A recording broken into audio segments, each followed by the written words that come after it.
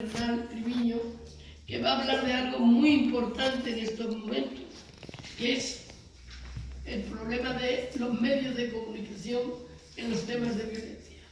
¿Por qué? Porque efectivamente de esa mala información que se está dando, de esa morbo de no ir a la naturaleza del problema, se están atacando a las mujeres en su derecho a reclamar. Y eso es una forma de limitar sus derechos, y por eso hoy tenemos que poner aquí arriba cuál es la responsabilidad también, no solo del Estado, sino de los medios de comunicación.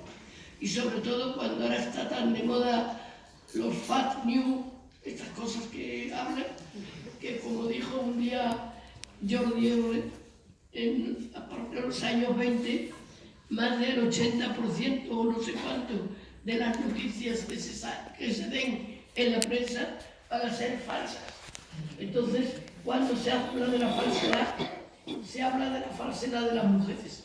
Y eso nos está hoy limitando nuestros derechos. Tiene la palabra Ana Bernal. Muchas gracias. Con la venia de la sala, señora presidenta. Nadie nace machista, se construye, y se construye a través del relato que le llega a través de la educación, de la cultura y de los medios de comunicación. Los medios no asesinan a las mujeres, es cierto, asesinan los asesinos machistas, pero sin embargo los medios sí son los cómplices de que se limpie la imagen de los maltratadores, de que se dañen aún más a las víctimas y también a sus propios hijos, además de promover el discurso de la cultura de la violación, del acoso y de la agresión. Si los medios lo están haciendo mal, que es la sensación que todo el mundo tenemos, tan solo queda una solución, y es que la ciudadanía sea consciente y crítica de que esos medios, hablando pronto, nos están tomando el pelo, y tenemos que tener esa capacidad de reacción para identificar esas malas prácticas. Vamos a ver a continuación una serie de leyes, que esas leyes de las que diariamente hablamos dentro del propio feminismo, mencionan también el papel de los medios de comunicación, que es básico y primordial, muchas veces se ignora, pero es muy importante que se haya incluido en este tribunal, que se haya incluido en este foro, porque los medios son los que crean la opinión pública, son los que intentan convencer a la sociedad de que algo está bien o está mal. Y si eso falla, entonces se legitima la violencia. Podéis ver cómo el propio Convenio de Estambul, en su artículo número 17.1, hace una reflexión sobre los medios de comunicación, sobre la propia libertad de expresión, y añade al final unas normas de autorregulación, que esa es una de las partes del problema, para prevenir la violencia contra las mujeres y reforzar el respeto de su dignidad. Lo mismo ocurre con la siguiente ley, la nuestra, la Ley 1/2004, y el artículo 10: se considerará ilícita la publicidad que utilice la imagen de la mujer con carácter vejatorio o discriminatorio. Os pongo unas imágenes para que veáis el contraste entre lo que dice la ley y lo que se hace. Otro más, el artículo 11, el ente público al que corresponde velar para que los medios audiovisuales cumplan sus obligaciones, adoptará las medidas que procedan para asegurar un tratamiento de la mujer conforme a los principios y valores constitucionales. Y otros ejemplos más. Y el artículo 14, la difusión de informaciones relativas a la violencia sobre la mujer se garantizará con la correspondiente, dicen, objetividad informativa, la defensa de los derechos humanos, la libertad y dignidad de las mujeres víctimas de violencia y de sus hijos. Incide además que se tendrá especial cuidado en el tratamiento gráfico de las informaciones. ¿Y por qué el caso Juana Rivas? No sé si estáis viendo últimamente, otra vez el caso Juana Rivas está ocupando minutos y minutos de televisión, y se están cometiendo y comentando los mismos errores que hace año y medio cuando saltó este caso. ¿Por qué esa intoxicación constante en los medios de comunicación del caso Juana Rivas? E incluso diría más, ¿por qué ese odio visceral que algunos periodistas en los medios de comunicación muestran contra Juana Rivas y por lo tanto también contra sus hijos, a los que parecen olvidar en todo este proceso? Por lo tanto, creo que tenemos que echar un poco hacia atrás y ver el origen del tratamiento mediático que se ofreció del caso Juana Rivas, porque cuando se inicia un caso como el de Juana, no solamente empieza un espacio judicial, no empieza un proceso judicial, sino también de forma paralela se abre otro proceso judicial externo que se debate en los medios de comunicación, definiendo las culpabilidades y definiendo los roles de una y de otra parte. Somos conscientes de los medios de comunicación, de la presunción de inocencia y de que el caso de Juana Rivas es un caso delicado en el que hay otra jurisprudencia, la italiana en este caso, que entra en este factor.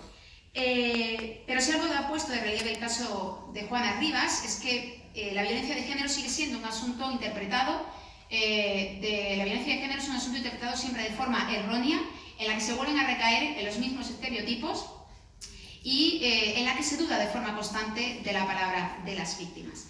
Os recuerdo que cuando saltó el caso Juana Rivas, en las redes sociales se puso un hashtag que tuvo muchísima repercusión, que era el de Juana está en mi casa, y que ahora veréis que tuvo de forma inmediata una respuesta muy contundente de desacreditación. Vamos a ver algunos de esos titulares. Podéis ver aquí, el 31 de octubre, alerta digital, ¿por qué esta secuestradora no ha sido detenida?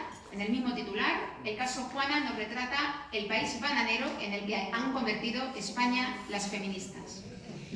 En el diario español, 8 esposas a la fuga, las mujeres de cine que inspiraron a Juana Rivas. También el diario español, Juana Rivas contra Francesco Arcuri, vida de esclava o de fiesta sin parar, como si esto fuera un ring de boxeo entre las dos partes. Os voy a poner este trozo para que lo escuchéis en Espejo Público.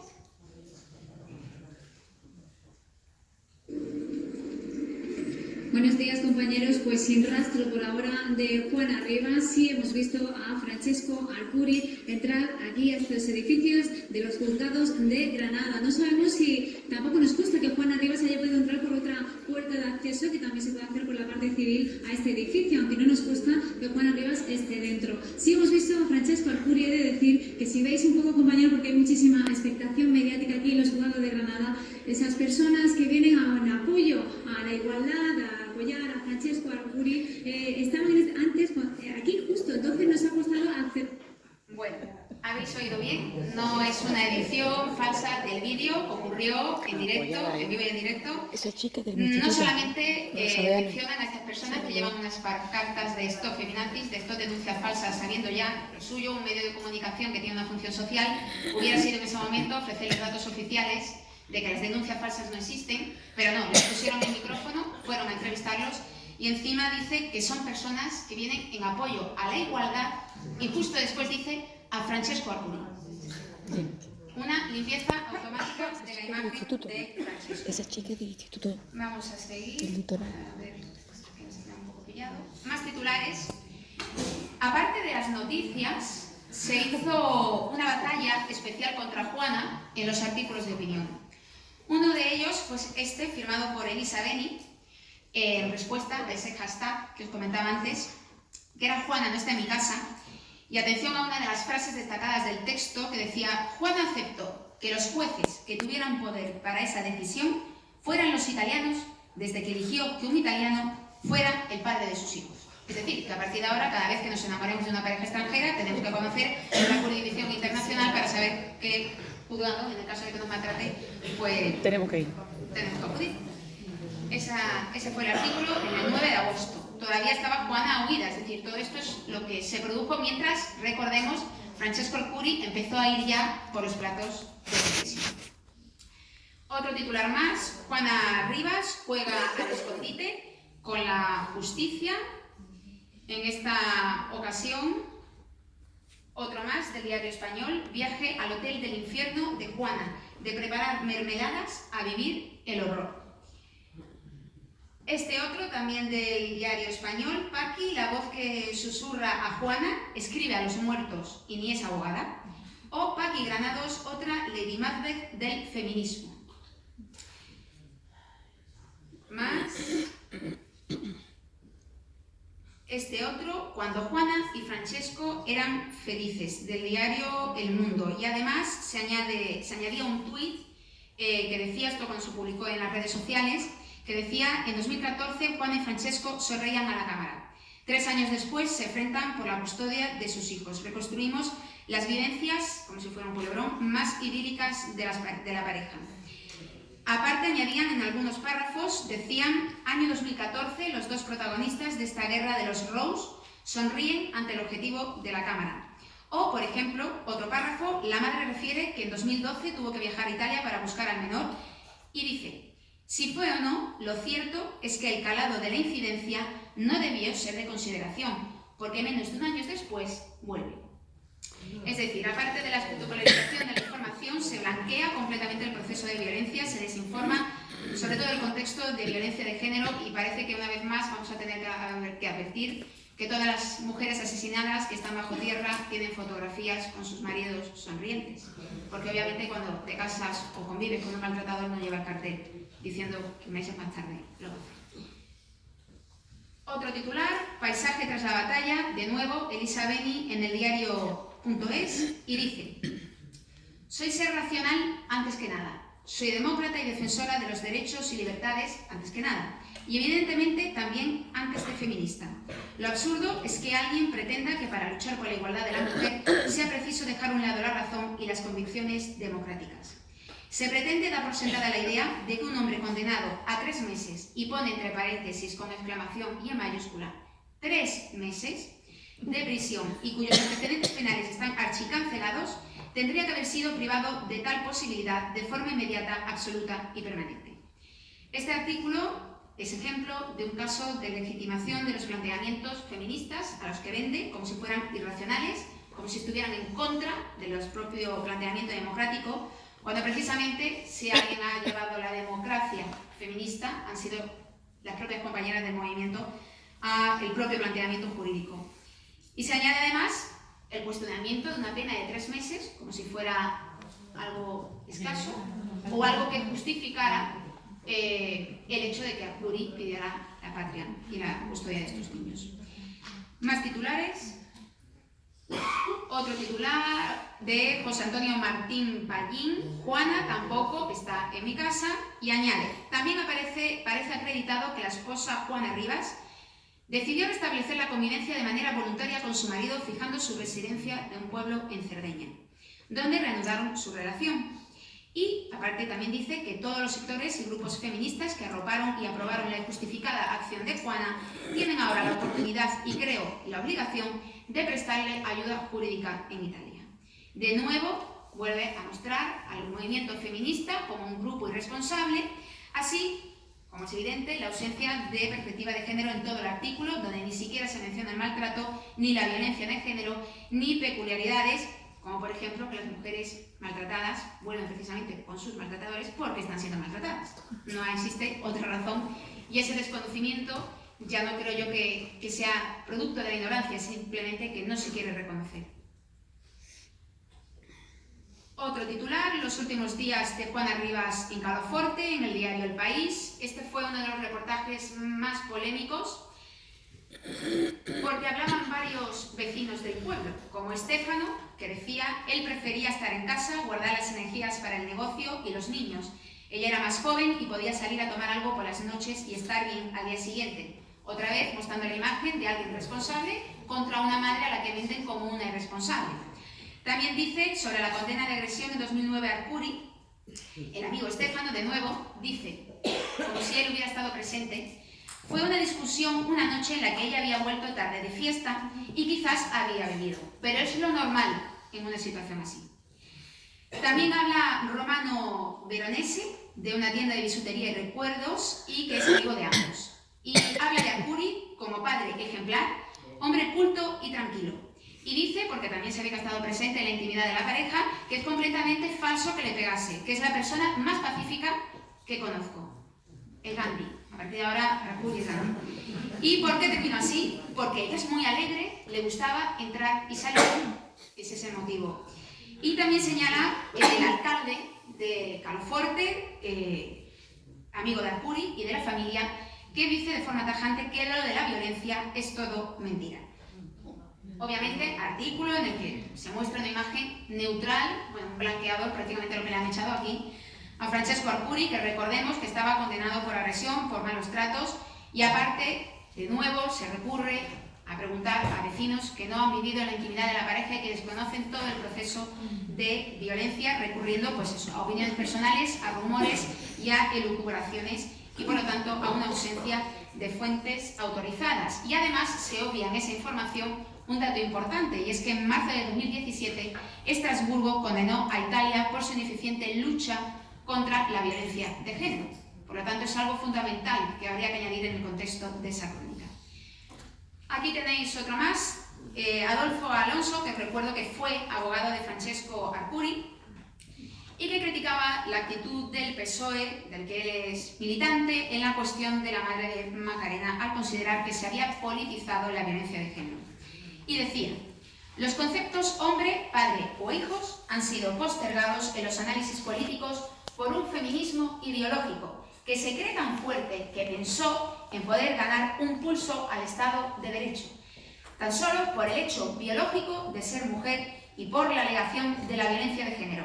Frente al feminismo de quien necesita ser mujer y esgrimirlo, tenemos el feminismo natural de quien siendo mujer no lo necesita, por ser prioritariamente persona y cumple con su deber sin alardear ni de su condición ni de su género. Esto en el Diario Español, que vemos otra vez, las feministas son malas, perversas, y la incidencia en el enfrentamiento judicial.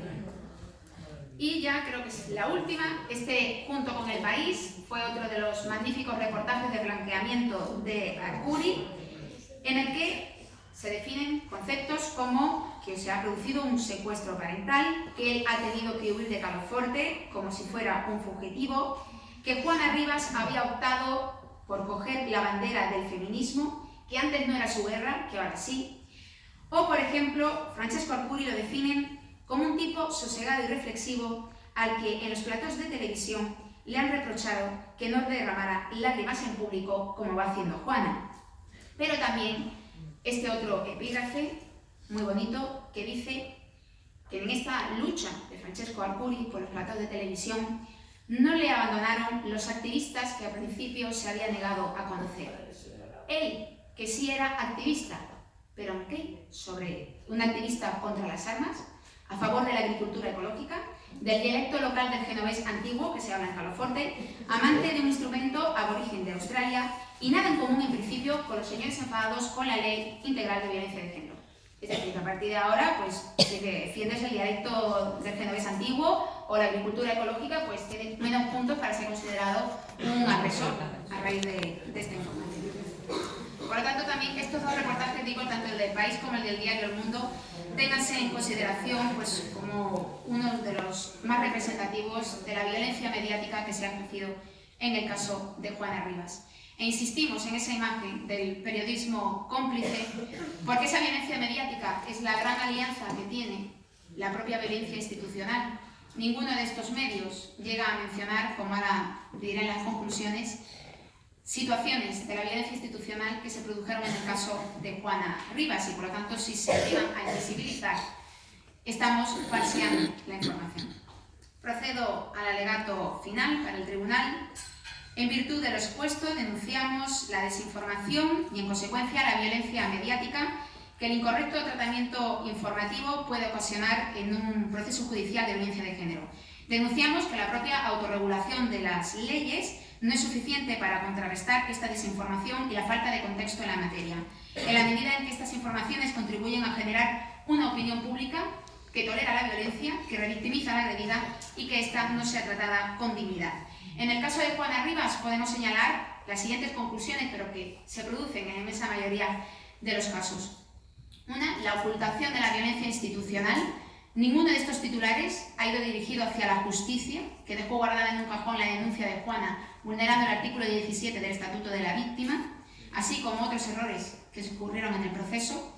La espectacularización de la violencia de género como una batalla, una guerra entre partes, un ring de boxeo, crear sensacionalismo de un proceso doloroso en el que están implicados menores, el refuerzo de estereotipos informativos sobre las mujeres víctimas de violencia en cualquier fase, cuestionando incluso lo que es ser buena o mala mujer, buena o mala madre, así como una ridiculización de sus comportamientos o declaraciones, una deslegitimación constante en esos artículos del movimiento feminista y de sus propuestas contra la justicia patriarcal, dando en cambio voz a asociaciones en las que nos califican de feminazis o que difunden informaciones erróneas como la de las denuncias falsas. También una reducción del concepto del maltrato solo al daño físico, anulando el concepto del maltrato psicológico. El error de considerar a los vecinos como fuentes fiables y el juicio público y mediático no solo a la pareja del proceso, sino que se implica también a la asesora de Juana en la desacreditación de su intervención. Denunciamos también ante este tribunal que sensibilizar sobre las diferentes formas de violencia y los traumas que provocan, como pedía el Convenio de Estambul, es tarea urgente en los medios de comunicación. Porque si la violencia no se señala, se normaliza. Y si se normaliza, ocurren 3 consecuencias graves. Una, porque se justifica y el agresor se siente impune. 2, impedimos que las propias mujeres reconozcan cuando están en situaciones de violencia. Y 3, ante eso se impide que la víctima pida ayuda y protección al Estado y se disuade de que llegue a denunciar. A todo esto se añade que se da en el titular el ataque o la agresión, en ocasiones desde el propio morbo del suceso. Es decir, prima en la noticia antes esa situación que el propio hecho reprochable, que es el delito. Y tampoco se recupera el caso posteriormente para incidir en los traumas de la violencia. Denunciamos ante el tribunal que deben establecerse mecanismos de vigilancia y de cumplimiento de una información de género que no victimice ni atente a la dignidad de las víctimas, así como implantar políticas públicas informativas y programas de alfabetización mediática para toda la sociedad que sea consciente de cuando los medios de comunicación le están mintiendo. Denunciamos que la violencia de género se somete a debate informativo público sin profesionales que estén acreditados para ello, porque si para economía, política o cine se buscan profesionales específicos para cubrir este tipo de información, ¿por qué no ocurre en el proceso de las violencias machistas? El efecto más inmediato es la desinformación y se originan referentes erróneos. Si existe realmente un compromiso para sensibilizar y evitar los asesinatos, las violaciones y los abusos en las mujeres, hay que conocer las variables del problema, decirlas y denunciarlas en los medios de comunicación. La violencia de género es un problema social y si la prensa lo limita a ofrecerlo como una relación privada entre un hombre y una mujer, como un asunto privado, insistimos, se comete un error grave, porque si se informa mal, se perpetúa la tolerancia hacia el maltrato y su normalización. La prensa tiene una función social y si se demandan campañas con el eslogan de contra el maltrato, tolerancia cero, no puede existir esta posición constante de blanqueamiento de maltratadores y de las agresiones. Es cierto que la información tiene que ser lo más objetiva posible, pero el periodismo no puede ser neutral ni equidistante a la